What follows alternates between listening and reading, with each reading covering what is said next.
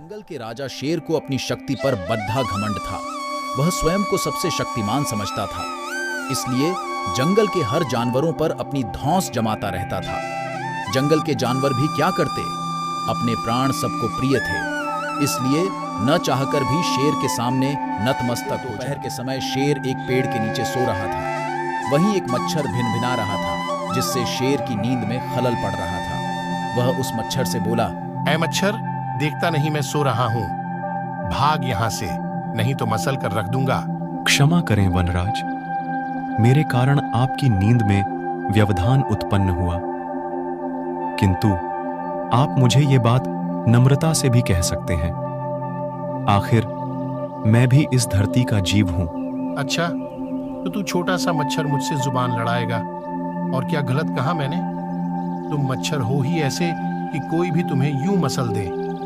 मैं तो ये बार बार कहूंगा, क्या बिगाड़ लोगे तुम मेरा? को शेर की बात और व्यवहार बहुत बुरा लगा। वह अपने साथी मच्छरों के पास गया और उन्हें सारी बात बताई। सभी मच्छरों को शेर की बात चुभ गई। उन्होंने तय किया कि इस संबंध में एक बार सब मिलकर शेर से बात करेंगे।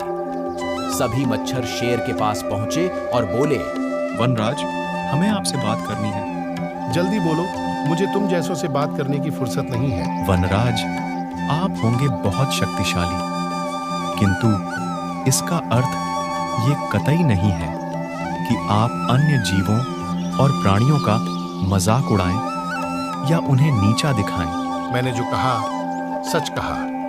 मैं सबसे शक्तिशाली हूं और मुझे कोई हरा नहीं सकता। ऐसा नहीं है। अगर आप शक्तिशाली हैं तो हम में भी इतना सामर्थ्य है कि आवश्यकता पड़ने पर हम किसी का भी सामना कर सकते हैं और उसे हरा सकते हैं। हम आपको भी हरा सकते हैं। मच्छर भी चुप न रहे। यह सुनकर शेर हंसते हुए बोला, तुम लोग मुझे हराओगे? तुम लोगों की इतनी हिम्मत कि मेरे सामने आकर ये बात कहो। मेरी शक्ति का अंदाजा नहीं है तुम्हें, अन्यथा ऐसा कभी नहीं कहते। अभी भी समय है, भाग जाओ यहाँ से, नहीं तो कोई नहीं बचेगा। शेर के घमंड ने मच्छरों को क्रुद्ध कर दिया। उन्होंने ठान लिया कि इस शेर को मजा चखाकर ही रहेंगे। वे सारे एकजुट हुए और शेर पर टूट पड़े। वे जगह जगह उसे काटने लगे। वह दर्द से कराह उठा। इतने सारे मच्छरों का सामना करना उसके बस के बाहर हो गया। वह दर्द से चीखता हुआ वहां से भागा, लेकिन मच्छरों ने उसका पीछा नहीं छोड़ा। वह जहां भी जाता, वे भी उसके पीछे जाते और उसे काटते। आखिरकार शेर को झुकना पड़ा। उसने हार मान ली। वह मच्छरों के सामने गिड़गिड़ाने लगा, मुझे बख्श दो, मुझसे गलती हो गई। जो मैंने तुम्हें तुच्छ समझकर तुम्हारा मजाक उड़ाया और तुमसे बुरा व्यवहार किया। आज तुमने मेरा घमंड तोड़ दिया है।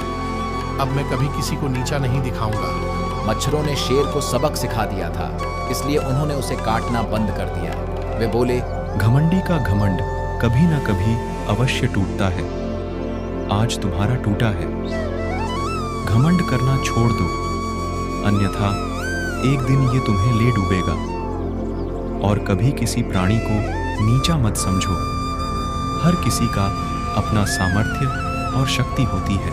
शेर तौबा करते हुए वहां से भाग गया। इस कहानी से हमें शिक्षा मिलती है कि घमंडी का सिर एक दिन नीचा होता ही। प्यारे मित्रों, कैसा लगा आज की कहानी सुनकर? कमेंट में जरूर बताइएगा और अगर अच्छा लगा हो तो कृपया चैनल को सब्सक्राइब कर दें। धन्यवाद।